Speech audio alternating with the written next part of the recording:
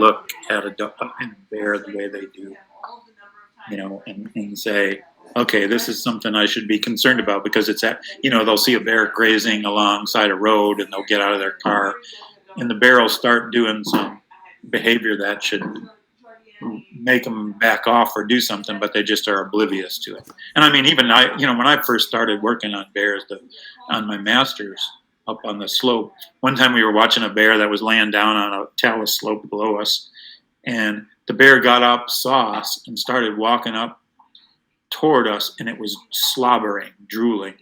And at the time, I didn't know what that meant, and I was like, is that rabid or what? And, and now I know, they salivate when they're a bit stressed, and there's signs of things like that you can do. So, but I certainly don't, I'm not, I don't know everything about, but I've got a reasonable comfort level, or I used to when I was around them more. But that's why I love even like going to visit my friend in Utah that's got the trained bear. I should send you a couple pictures of him because it's like this bear is like 1,200 pounds, and I mean he's a decent sized guy, my buddy. But next to this bear, he looks tiny. But you watch the bear, and there's so much going on in their head. When you see him in that context, and he trains, he's trained him to do amazing stuff. And that, but it's like a giant dog in a lot of ways. And like if it's his playtime with Bart, I helped him get the 2 cubs that he's got now, and they're like, I think they're 21 or 22 years old. They're fairly old now, but they were orphaned. But if this is his Bart's playtime, and then Doug, my buddy, starts turning and talking and not paying attention to the bear is going to be grabbing his sleeve and saying like, "Come on!" That's it's like it's funny. So I love that too because it gives me a different perspective because you see a bear catching fish and doing things, and you don't have as deep an understanding of the fact that they got personalities and they got different sorts of stuff going. You know what I mean? And they could be trained like. Oh yeah,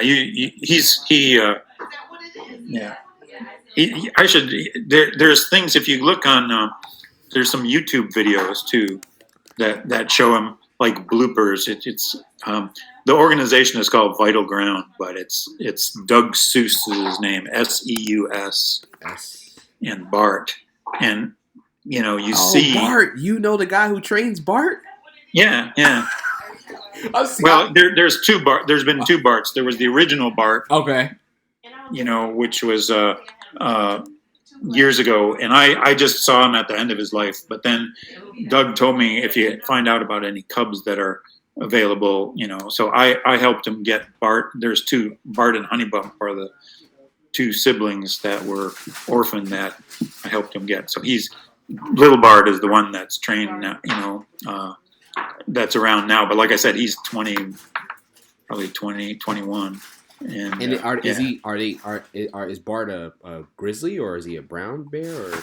Well, grizzly and brown bear are the same thing. Same, yeah. But it's just difference, like region, like where they are. Yeah. It's just a difference. The same critter, different name. I mean, usually people talk about coastal bears as brown bears and interior bears as grizzly bears, but the line, and there are a few definitions. Like there's for hunters, the Boone and Crockett Club has a deal where if you shoot a bear south of the crest of the Alaska Range, it's a brown bear. North, it's a grizzly bear. But we know from radio collars they move back and forth. There's no, the only one that's like Kodiak Island, the bears there have been isolated for a while, so they're probably a legitimate subspecies. But brown bears to grizzly bears, I don't, I mean, and even European brown bear is the same, I mean, there's variations, but they're the same thing. So, but his little Bart, the new Bart, little Bart he was from the Glen Ellen area, which is technically, it's on the south side of the Alaska Range. So brown bear, grizzly bear, you could call him either, but it's, yeah, he's an awesome bear. He's huge. Wow. I mean, yeah, I've seen some videos. I mean, I'm not sure if I've seen, now that you say that, the older one or the younger one, but I've definitely seen some Yeah. YouTube videos with some of the training work that that he does. How did Yeah. you? I briefly read over that article that you sent me, which was mind blowing. But like, man, how the heck did you like leave Chicago and like like get into the freaking outdoors like Chicago? Like, I mean, I know you Well, said you live in the the weird suburbs, but thing, nobody in my family liked the outdoors. I had a very conventional suburban family. And so we would go on, if we did a little vacation, we'd go to, Mackinac Island and, or just Washington, D.C. or Florida to go to the beach. And I still remember we went to Florida one time. We drove down to Florida on a family vacation, and I kept begging my parents to go to the Everglades. I wanted to see the Everglades. And we drove, I kept bugging them, and we drove to the entrance, and they said, well, there's nothing for the next 70 miles or whatever it was. And they go, there's nothing here. And they wouldn't go in. And I was just like, but what did it for me was, well, I was interested in animals and in archaeology. Those were the two things that I really kind of liked. And so, but like between junior and senior year of high school, in the old days, they had the National Science Foundation had these summer programs to get kids interested in science. And I still remember a guy in one of my classes said, oh, look at these summer things. They're kind of cool. And I looked at it, and there was one in archaeology at the Field Museum in Chicago. And so I thought, oh, that'd be cool. I love the Field Museum to be able to work there for a summer, volunteer as a student, But then there was one in Nevada that was in ecology, and then there was one in Montana that was in ecology and that. And so I applied for those two, and I got accepted at the Field Museum one, but that would have meant living at home and commuting every day to downtown. And when I got accepted to the Montana one, I'd never been out west, never been to the, and things. So I kind of wanted to do that. So there was that piece of it. And then the other piece was when I was a kid, the National Geographic special, there was a special about the Craigheads studying grizzly bears in Yellowstone Park. And I watched that, and it was, in those days, the National Geographic, they highlighted their family and showed them how they lived, and they're tracking grizzly bears and catching them and doing things. And I always thought, oh my God, that's so amazing. And so I ended up going and spending the summer. It was, I think, an 8-week program, or was it a 6? I don't even remember anymore. But it was a fairly long, chunk of the summer in Montana, and it was based out of University of Montana, where John Craighead, one of the first people to ever study grizzly bears, was. And when I found that, I said, God, do you think we could ask him to come and talk to our group? I said, well, we could ask him. And he came and gave a little talk about bears. So I was just hyped. And then I went back to Illinois, and my family wanted me to go to University of Illinois because I had a scholarship there. I was resident tuition, and I had my heart set on going to Montana, and I thought, oh, I really want to go to Montana instead. And so my parents said, it doesn't make sense financially. Go at least to University of Illinois for the first year. I was afraid if I did that, I'd be there forever. Yeah. And so I kept waiting. I simultaneously applied to both University of Illinois and University of Montana. And I kind of made an agreement with my parents that if I couldn't get any financial aid at University of Montana, I'd go to University of Illinois. And so I kept waiting, and it was time to put down a deposit for University of Illinois, and I hadn't heard from Montana. And so I called the financial aid office, and I ended up talking to the head of the financial aid office and said, I need to know because I gotta make this commitment on this University of Illinois. He goes, well, you should have heard by now. And he said, what did you apply for? And I said, I applied for a non-resident tuition waiver. And he goes, oh, well, you can't get that as a freshman. And he said, would you take anything? And I said, yeah, anything. So he goes, I'll look into it. And so he, hung up from him. The next day in the mail, I got a rejection letter from University of Montana that said, sorry, no financial aid. And then the day after that, I got a letter from the guy I talked to who said, we can give you a $600 work study.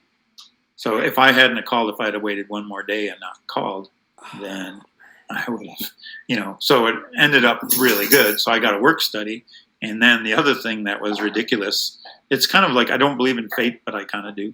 because I went to University of Montana, I got a work study, and then you had to find your own job. You had a grant. And so I started looking through the book about all the different stuff. And one of the things that had an opening was the Wildlife Research Unit, which they said they needed either a micro technician or a handyman. And I'm certainly not handy. And I'm certainly not a micro technician. But that was the Wildlife Unit was where Craig had the bear guy worked. And so I went anyway. And so I interviewed with the assistant. And when I interviewed, he said, we don't hire freshmen. We usually hire juniors or seniors. And I was thinking, why did I even come and try to do this? And then he goes, but just about the time we get them trained up, then they graduate. So I've been thinking of maybe trying to give a freshman a chance. And so he hired me as the micro technician to, section grizzly bear teeth and elk teeth to age and reproductive tracts and stuff that I wasn't really crazy about doing. But I was just so, happy to get at the Wildlife Unit. And then luckily a guy started a business. One of his former students started a business with aging teeth. So I graduated beyond that, but I still remember. And Craig Head's office to me was like with his pictures of bears in there and everything. I asked the secretary, I said, do you think I'll ever get to meet Dr. Craig Head? And she goes, you'll probably get to know him fairly well. And I was like, oh, I don't think so. That would be. But yet, I had it. So it was just a bunch of that kind of stuff that sort of happened. But then I went, into Peace Corps after graduating from college. And then I got into international wildlife and then I thought, what I really want to do is work, on wildlife in Africa. And I lived 2.5 years in West Africa and actually was working on a master's. I got a deal to do a master's based on my work in the Peace Corps. And, but then I got in a motorcycle wreck. I was hit by a drunk driver. Right? Was just about died. And then I was sent back on a stretcher and they said, well, you can't don't go back to the tropics because if you get malaria again, you'll die. So all my focus toward going to go to work in Africa. I at the time I was a planner and I was going to do a PhD on Lord Derby, and I had all these ideas. So then I had to start all over again, and I just happened to be with a couple of the professors that I knew, and one of them said, "I guess I got to call Harry Reynolds in Alaska and tell him there's nobody there to do the grizzly bear project up in Alaska." And I said, "What grizzly bear project?" And they said, "Are you interested?" And I said, "I don't know." So the next thing I know, I'm on the phone with this guy with Alaska Fish and Game, and he said, "Well, I've been waiting to find somebody for a long time, and I need to know by tomorrow. You got to be here in 2 weeks. You're going to be camping out in a tent with a guy who's frankly a little bit hard to get along with, and there's billions of mosquitoes sometimes, or it can be 20 below, and and I was so angry that I couldn't go back to Africa that I said." And I thought, "Oh, I can do it. I'll do it." But I didn't. I'd lived in the tropics for a couple of years, and I was going to the Arctic slope in Alaska, and I didn't even have any wool socks or a flannel shirt at the time. So it was really in my knees were kind of screwed up. I was I should not have taken that job. I mean, physically and for a number of reasons, but I did, and I took. It was the old sub-adult male, tough and dumb sort of phase of your life. So that ended up working out, and then, so I got back to bears that roundabout way after a long detour with the African stuff. So I could have, like I said, ended up an archaeologist if I'd have got turned down by Montana and I bet you if I'd spent the summer at the Field Museum with their collections, I would have probably be an archaeologist. Or if I hadn't got in that motorcycle wreck, I could have ended up in Africa doing stuff. But, ever since I was a little kid, I've always loved bears, and it somehow worked out. Yeah. Wow, that's so cool, man. It's just crazy to me. It's just profound to be able to chat with you and you hear your story. Could you tell me about one of your projects with BBC? I'm just so amazed by that. I'm fanboying a little bit right now. So what role did you play? Were you were you got the protector? Were you I don't want to say the protector, but were you all right? Yeah, guys, the guide kind of, just help it. Well, it all got started when because back in, it must have been about 85. Um, there was a National Geographic was going to do the original show was in the 1960s, the one that got me excited about craigheads and the grizzly bear stuff. And National Geo never did a grizzly bear show after that one in the 60s until the mid 80s. Somebody said, "Oh, we should do another grizzly bear program," kind of a follow-up. And so the guy who was the producer of the show came up to Alaska and was asking about opportunities to film. And so I ended up talking to him, and I kind of just randomly said, "Oh, you should hire me to help keep you out of trouble and do stuff like that." And he goes, "Oh, yeah, maybe." And he gave me he offered me a job. And like I said, I didn't even know exactly what it was going to be at the time. And so I, and I still remember I showed up in Anchorage. We had to meet in Anchorage, and it was and there was like all this stuff. There was a cameraman and a camera assistant and the producer and a sound lady, and the first thing they wanted to do was film some stuff in Anchorage of how people are exposed to bears. So like there was a giant stuffed Kodiak bear in the J.C. Penney's in downtown Anchorage.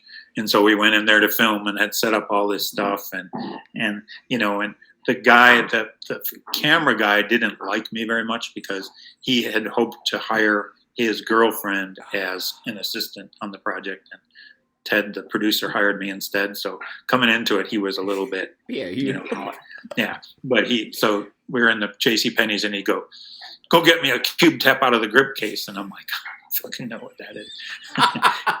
But the camera assistant guy was really good and really, helped me out and took care. And I still remember the other thing I did is he had one of these metal cases for some of the gear, and it had those little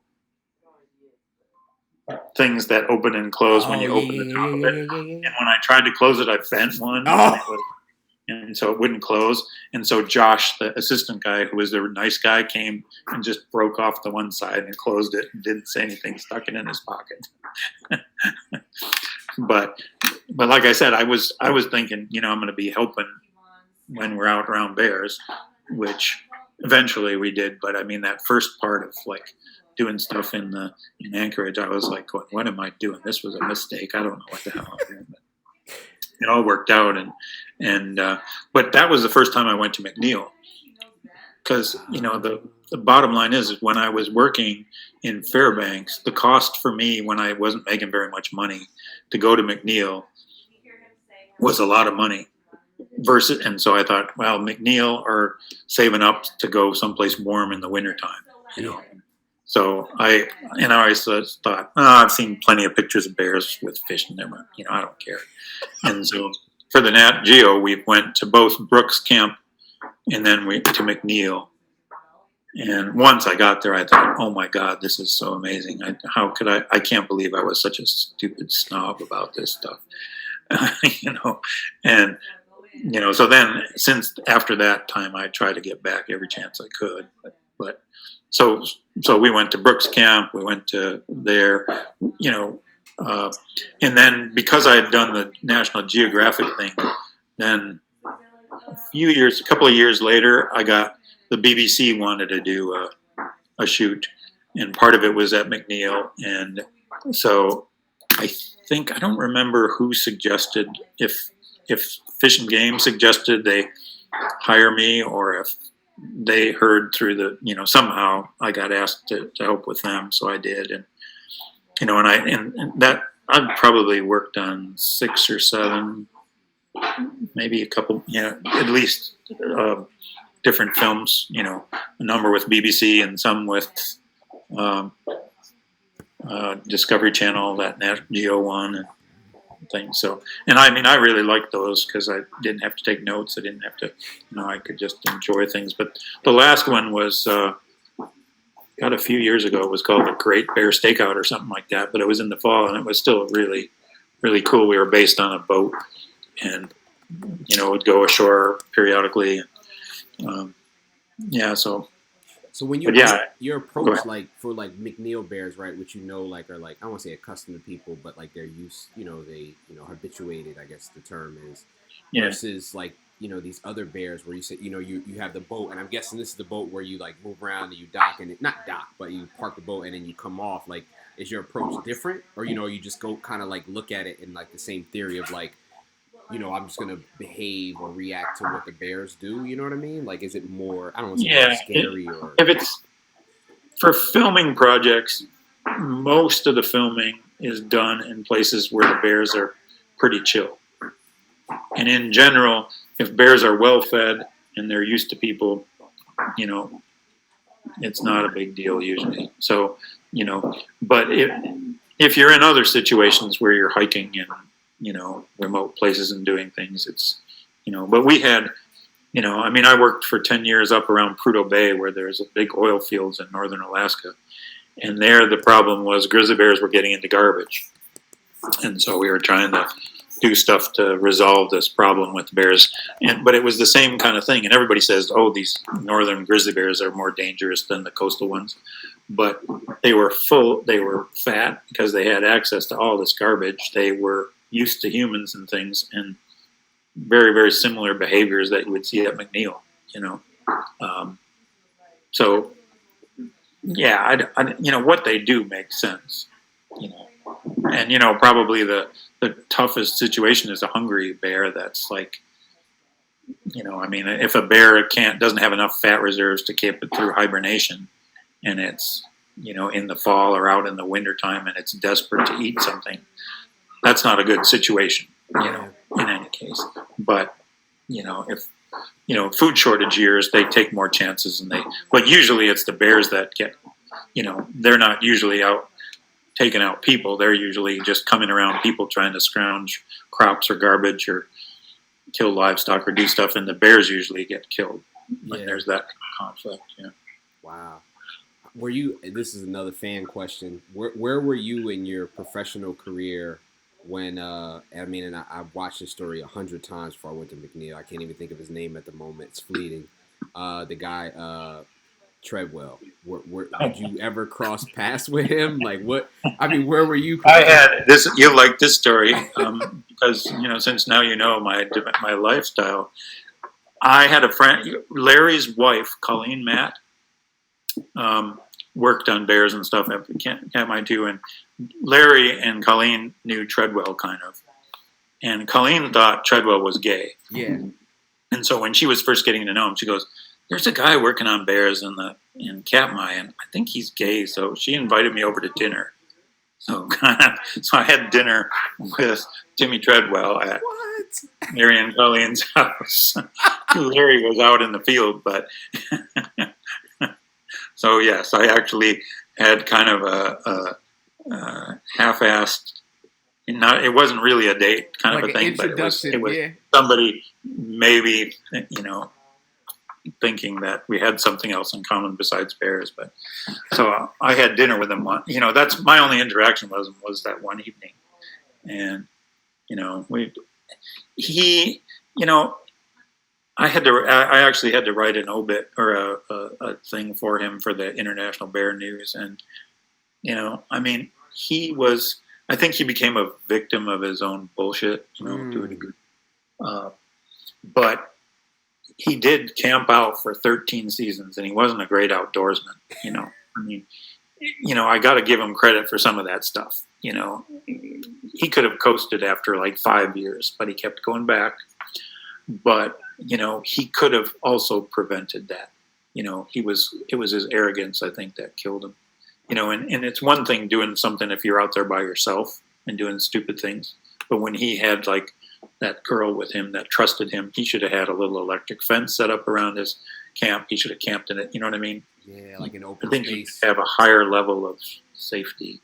So, but yeah, and I tried to, I like talking about bears. So anybody who's got experience of bears, I tried to say, you say this bear is your friend, but what does that mean? Is a bear just kind of used to you and things, or do you think you have a special, there's all these people like that call themselves bear whisperers or stuff, and that kind of is irritates me a bit because it's more the bear that's responsible for getting along. I mean, rather than special. Well, obviously Doug, Seuss, and Bart. There's things like that. Right. But that's like the exception. For most people out and about, it's just I mean, it's hype. And I mean, even Treadwell, like he would call. If you call them brown bears, it's not as impressive to people as you call them grizzlies. Yeah. So, people, you know what I mean, do all that sort of stuff too. So, wow. Wow. Do you have any favorite like reading material that you kind of tell people about? I mean, have you done a lot of writing in terms of books, or have you done like more like small pieces or written work? I haven't. I don't. Yeah, I haven't done too much. I did a couple of short chapters for some old, like, wildlife yearbooks from many years ago. But there's some pretty good written stuff around. And actually, I've just got about every bear book published since, certainly since the '60s. But I've got a bunch that are older than that, and it's kind of interesting. I mean, I could spend the rest of my life just reading about bears, but I'm interested in so many things too. But there's a new book coming out that I was just asked to review that really is pretty good. As far as a generic book, but it depends. There's books about specific topics, and there's books about even specific species of bears, and then there's books about.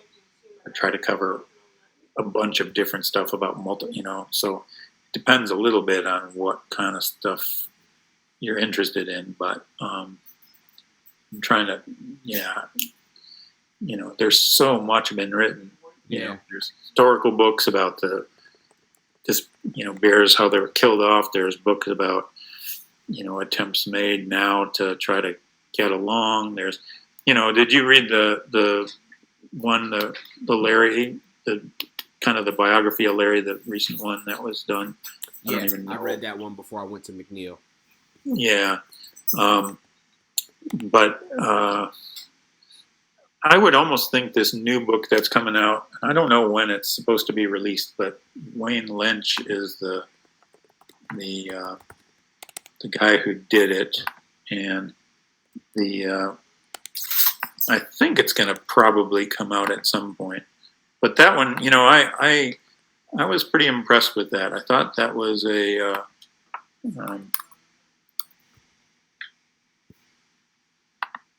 good. Let's see. It's called Bears of the North: A Year Inside Their Worlds, and the author is Wayne W. Ayne and Lynch Lynch, and it's a pretty broad book that's just got a lot of, and he's also a photographer. It's got some of his photos and things in it, but he really did a good job researching and finding stuff. So there's books like that, and I think he covers all three. It's mostly about the 3 North American bear species, but he's also got some stuff on the other 5 species. But I was pretty impressed. I mean, there's a lot of books around that essentially just sort of somebody does some research and rehashes a bunch of stuff they get good and bad put together and don't have the quality control. And then there's like small targeted books about polar bears, that are really good, but just about polar bears or just about So yeah. I don't know. Have you had any experience with polar bears, like any like film stuff or like? I did. I guided viewing trips in Churchill for 4 seasons. Oh, okay. In Churchill, Manitoba. So I did that, and then up in Prudhoe where I worked, I interacted with polar bears on a reasonably regular basis because they'd come into the oil fields and there was nobody from Fish and Wildlife Service around, so I would have to deal with them a bit and haze them and do stuff. So what type of deterrent tactics did you guys and use? Then I got to go out to a friend of mine who was working on polar bears, who needed help capture work. I spent a week out of Barrow out on the ice pack doing some radio collaring stuff one year way back when. And so, not as much as, and then we took a trip to the Svalbard to a boat-based trip to look for polar bears and stuff. So, I've actually watched polar bears and grizzly bears interact up in Prudhoe all the time. So, not as much as probably the most I've done is grizzlies, and then black bears and polar bears. Yeah. So what about the difference? What about the physical difference they say? And obviously, I'm a novice. You're a professional. Like at least I've read like grizzly bears have like that hump on their back. Like do coastal brown bears, or is that like, do they have that, or is that not a thing, or is that not a real? Yeah, they all have it, but okay. But it's like anything. There's general rules of thumb to tell them apart. It's just like the face. Black bears tend to have a straighter profile, but it's a young grizzly bear may have a straighter profile. Right. Long claws are a grizzly bear, but some grizzlies and brown bears have shorter claws. But you'll never see a black bear with 3.5 inch claws. You know what I mean? So, people come up with all this stuff that generally is true, but yeah. And, there's times you can see a photo of a black bear is standing in a way that almost looks like it's got a hump. But, it's, if you see him moving, it's easier than from a single photograph and stuff. Yeah. Yeah.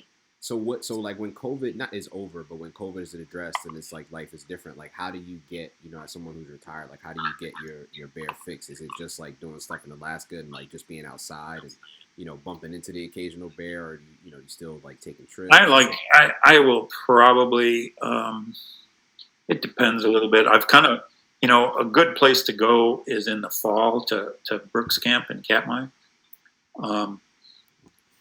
After the lodge kind of closes down and stuff, or late in the season, because I've thought about doing that. There's places like, one thing you might like to do. You fly fish, or do you just fish? I just fish, but I've fly fished before. I've done it a handful of times, but I love I kind of like love being outside, love being just doing things. So like if one of my buddies is like, yo, let's go fly fishing, I'm like, all right, let's do it. You know what I mean? But it's not my first. I'm not like a professional. Like some people are like over the top fly fishermen, but I would do it. Yeah. I'm just saying, there's a place on the Kenai Peninsula, south of Anchorage. That in the fall, a number of years ago, Bill and I went down there, and Bill was fishing because there's a bunch of rainbows that come in and feed on the salmon eggs because it's where the salmon spawn. But then there's all these dead salmon around, so there are also bears. So he was fishing and I was watching bears and taking pictures, and that was kind of a fun, place to do. And it was in the summer; it's a zoo with tons of fishermen and all that stuff. But in the fall, it wasn't bad. It was kind of a cool area to go down, and and just from the standpoint of you could look at bears or you could fish a bit, fly fish a bit. Oh wow, that's cool. I wrote that down. Yeah, I'll keep that. That's and I'm sure Drew knows about that too. But that's I tend to, I'm a little bit spoiled. When I was first a student at University of Montana and I'd see a grizzly bear quarter of a mile away up on a mountainside, I'd be all excited. And now, even I'll tell you what, when I was filming with BBC in Denali, a cameraman buddy of mine and I would drive around and we used my truck. And so I had a little red Toyota pickup truck with a camper shell. And we'd be driving back and forth, and the buses would come with the tourists, and they figured out that usually where my truck was parked, there was a chance that there was a bear nearby. And so I still remember one time this bus came by, and the driver said, "I'm sorry to bother you, but we've been all the way in and out of the park, and we haven't seen a single bear, and everybody really wants to see a bear. Is there a bear nearby?" And I said, "Well, it's up on that snowbank. See that little dot?" So everybody in the bus got out their binoculars and was looking at this little dot. And then as they get ready to drive away, this one couple goes, "Oh, thanks so much for showing us that bear, because we really wanted to see a bear while we were here." And then they drove away, and I thought, that really wasn't a very good way to see a bear, but they were excited. So, that's the thing. When I do it, I kind of, kind of spoiled the type of experiences I want to have. So yeah, for sure. I tend to go more for the concentrated areas of, where I got a reasonable chance of seeing them, but not totally. There's another place that's kind of cool down by Wrangell in southeast Alaska called Annan Creek, and it's black bears mostly, but there's some brown bears that get in there too. But it's a I went down there. There's like a little bear festival they have in, I don't know if it's in July. I don't know what time of year it is, when there's the salmon are running in the town of Wrangell, and then you got to take a boat out to the area. But there's also, I think, a cabin you can rent. And Tom Griffin knows all about it because he worked there before McNeil. But I went down there one year. They asked me to go down and give a talk, and I went. And, I thought, Annan Creek, it'd be interesting to check out. It was actually really pretty cool. Oh, wow. Because but did you go to Vince Schutte? Is that where you were? Yeah, I went to Vince Schutte in Minnesota. I figured that was it, yeah. And that was like, oh man, it was just like McNeil. They were like, like walking around and like, yeah. I've always kind of wanted to go there just to check it out, but it was cool. But for the photos, it's very difficult because literally, like, they are there to eat, and like they basically just like pour like nuts on like little stands, and like so most of the time they're like face down, just like eating a bunch of grapes or nuts or whatever it is. So you trying to catch them in transition, with photos and videos and stuff. Yeah. Well, the nice thing about Annan Creek is it's kind of coastal temperate rainforest, and there's the bears are coming and going. There's a viewing platform, and they come by, they fish, they walk around, so you can get them walking through the woods, sometimes up in the trees. You can, photographically, it's usually raining a lot, so that's one issue, but there are some covered ways, and I actually had fun there and got some decent black bear pictures, and black bears are tough, because they're so dark and, especially in a rainy forest and stuff, but if you got a decent camera there, it's, I think I've posted some stuff on Facebook, all those black bear, I posted a bunch of black bear photos that are almost all Annan Creek. Oh, wow. And, the polar bear pictures are Svalbard pretty much. Yeah. Because when I was doing the guiding at Churchill, I just had my photos are all like 500K or 200K or something like that. Because, the early digital cameras, everybody's like, oh, wow, look at this. And it's like, now I look back on them and I go, they're terrible. What is the guiding like in Churchill? Is it, how do you guys move around? It's not on foot, right? I guess you have No, it's these buggies, these big, they're like converted school buses with giant tires and stuff like that. Oh. Yeah, if you just look up, if you just Google like Great White Bear Tours Churchill, or, there's these buggies, and they usually put 12 to 25 people on a bus, and a lot of them are a tour company will book the whole buses, and then there's a few that have where you stay out actually on the. They've got what they call the bunkhouse, which is just some of these buggies that they put out that have little sleeping, and you get fed out there, and so you spend the whole night out. But most of the time, what you do is you stay in Churchill. You drive to the drop-off place, get in the buggy, go around for the day, and then come back and stay in town during the night. But it's an interesting place. It's definitely kind of cool. I've thought about going back there. I think I could probably talk Bill into checking it out once, but But it's not a cheap thing, though. Right, it's fairly expensive. It's probably, I don't know what it is now, but I think it used to be about $5,000. Wow. For like a 5-day thing where, actually some of it's traveling to and from Winnipeg. But you get 3 days out on the buggies and stuff like that, but it's just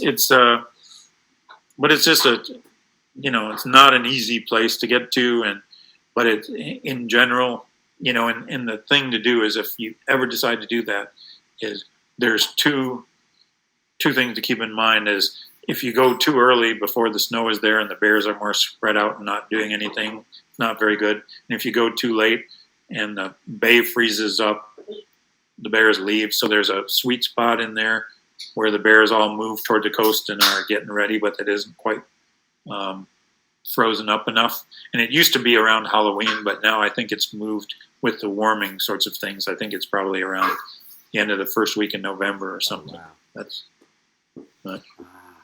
I see what you mean. Yep. But Drew is also, he guides there. I think he still, I don't know if I think he still does. I know a bunch of bear guides in various kinds of contexts, and a bunch of them work for Natural Habitat. Yeah, I follow Natural Hab. Like a bunch of their webinars they did. I kind of checked out. Drew and Brad Josephs, and there's a number of those guys that do that stuff. But Churchill is one of those things that the problem with it is if you don't go with a tour group, and I don't know if it's still the case, but when these tour groups buy these buggies, the company I worked with, they would only book it for 15 people, so everybody had their own seat. So it's like if you think about a school bus, and if there's only one person on each bench seat, right? But then if you just show up and say you want to go out for the day on the buggy, it might be a little bit cheaper, but they fill up the thing. So there's two people in each bench seat, so you're not right next to the wind. It's a little bit harder to see sometimes. Yeah. Back and forth as much, So, Yeah. Maybe one day. That'll probably be a little bit later on. Laura, it's a splurge thing for sure. Yeah. There are a little cheaper ones that there's a thing and I don't know exactly how they do it, but there's the great what's it called?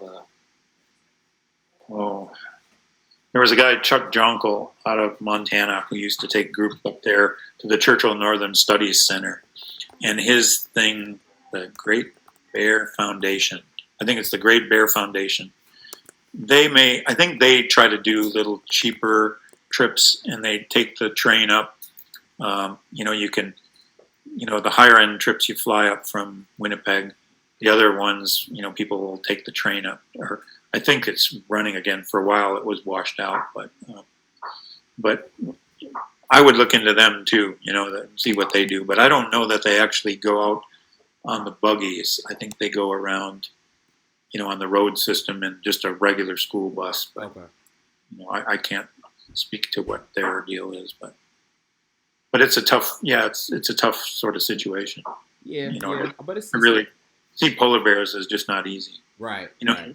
There's a place in Alaska here in this one village, and I was looking into that, and they want Bill, do you remember how much those Kaktovik things are? They were $2,000 a night or something. Or wow. It was even living in Fairbanks, it was a ridiculous amount of money. And you're not, the accommodations aren't very good, and you can get wet. You know what I mean? So I haven't been up there to check that out, but that's and then the people in the village are not happy because there's all these tourists coming and filling up the flights. So if somebody from the village wants to go to town, the flights are all booked with. So it's a kind of an oddball deal. Wow, cool. Well, all right, John, I'm gonna jump off. It's 11 this way. I appreciate you taking the time, and let's stay connected. I love to just get on and chat with you, hang out. Maybe share a beer virtually with you guys. But I definitely appreciate the time. It was cool to see your face and catch up and say hello. Yeah. No, good to see you too. And like I said, I like bears, and I like people who like bears. I was impressed that you found McNeil and were able to get up there and have a good time. That's pretty cool. Yeah, and I'll be back for sure. I mean, right now the little guy's still too young, but I'll be back myself and take him when he's a little bit older. Yeah. It's nice to see the picture. He's a cute little guy. Yeah. He stole everyone's heart, man. He's oh man. How old is he? He's 19 months, so he'll be 2 in May. May 7th is his second birthday, and that's like our pride and joy. You know, he's just amazing. It's a blessing, you know, just to have Yeah. him. You know, he Yeah. just takes up all of our space and energy and time, and you know, but it's good though. It's a blessing. Yeah. No, that's cool. So Yeah. Well, take care. we'll chat soon. All righty. Next time All we'll right. have a beer together. Yeah. Sounds good. All right, John.